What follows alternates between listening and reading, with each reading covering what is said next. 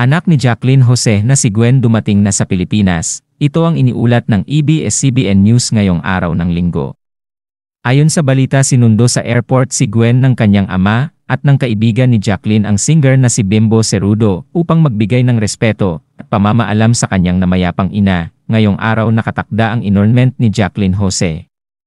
Samantala narito naman ang naging mensahe ni Jake Ejercito sa huling gabi ng burol ng beteranang aktres na si Jaclyn Jose. Or so of my life, she was Tita Jaclyn. One of the many titas who would share a table with my mom at the countless children's parties we would attend each year. I don't remember interacting with her that much, aside from the usual beso.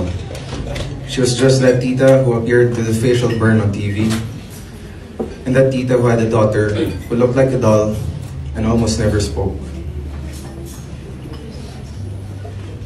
After many years of not seeing each other, her daughter and I would again cross paths.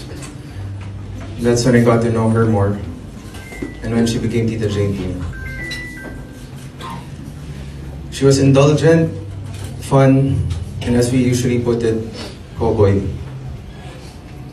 She would at times join Andy and I on our dates to the movies, to fully book, and to restaurants. She would always cook for me whenever I visited, and we would bond over our love for Michael Jackson and interest in politics, much to Andy's annoyance. Nevertheless, I still felt the need to impress Tita Jane. Mas niligawan ko pa ata siya kaysa sa anak niya. And by God's grace, a few months later, that daughter of hers who looked like a doll and almost never spoke became the mother of my daughter, Ellie. And boy, was Tita Jane the happiest. It wasn't exactly a smooth sailing pregnancy showbiz-wise, but being a nanay to Ellie seemed like the best thing that ever happened to Tita. Ellie was her pride and joy. Ellie became her life.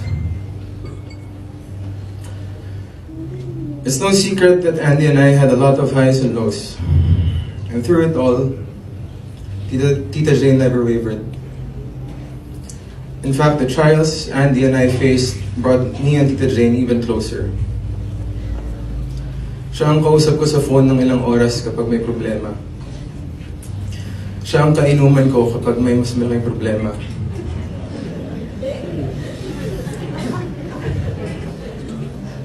Siya ang kaiyakan ko kapag hopeless na talaga. And when it comes to Ellie, lalo na yung mga panahong magulo ang lahat, siya ang naging sanggang dikit ko. There were just too many ways in which she would help me.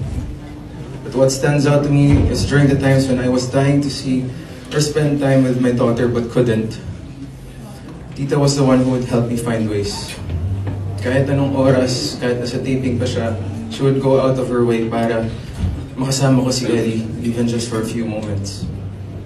Perhaps she did it for me too, but I'm sure she did it especially because she knew it would be good for Ellie. But as fate would have it, Andy and I would go on with our lives separately. And that, unfortunately, created a gap between me and Tita Jane. Nawala na yung phone calls, text messages, at inuman.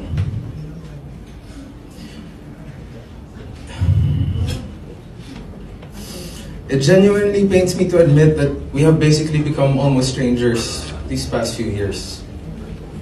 Hi, hello, and thank you na lang every time sinusundo or hinahatid niya si Ellie sa amin. Tita, if you're listening, salamat sa lahat-lahat. And I'm sorry. Napakabigat nito, Tita. Nagpaalam ka na lang bigla.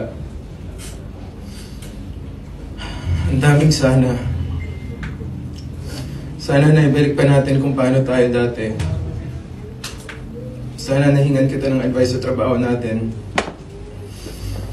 Sana naka-eksena man lang kita. Sana nakapag 2 bots pa tayo. Sana napadalas pa si Ellie.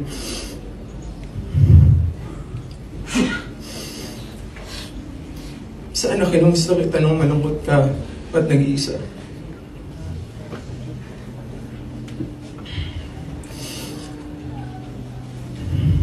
Tita, sana makabawi ako sa iyo through Ellie. Pero huwag kang mag-alala. Dahil tinruan mo ako at pinakita at pinaramdam mo sa akin kung paano maging mabuting magulang. Ellie will be okay, tita. Hindi ko siya pababayaan.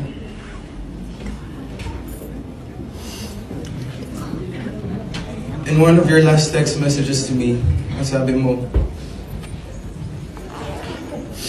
Jake, namimiss kita sobra.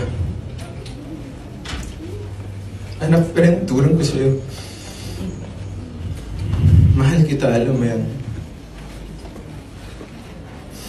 Tita, sana alam mo na mahal din kita.